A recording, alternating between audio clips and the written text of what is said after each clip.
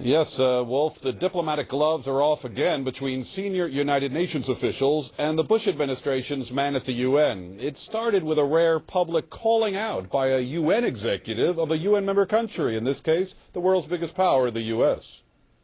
The United States and the United Nations are at it again. U.S. Ambassador John Bolton is outraged over remarks by Kofi Annan's deputy at the United Nations. This is a very, very grave mistake by the Deputy Secretary General. In his speech this week, Mark Malloch Brown criticized the Bush administration for keeping the American people in the dark about the good things the UN does around the world. That is not well known or understood back home, in part because much of the public discourse that reaches the US heartland has been largely abandoned to its loudest detractors, such as Rush Limbaugh and Fox News. Earlier in the week, Bolton called for all of Kofi Annan's senior aides to resign when the Secretary General's term ends later this year. Now Bolton is demanding immediate action against the UN's second-in-command.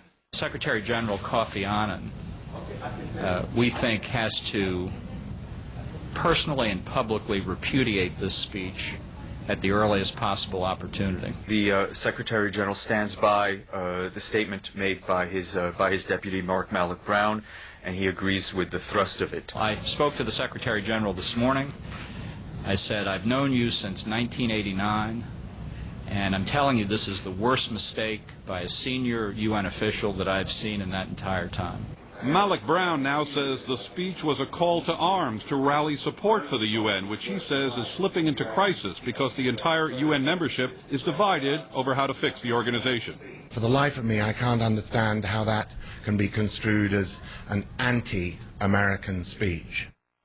Malloch Brown, however, does say it's time for some truths to be told. Bolton insists Malloch Brown has no business as an international civil servant commenting on Middle America. We're awaiting comment from Rush Limbaugh's camp. As for reaction, Fox News referred us to their on-air reports on the story.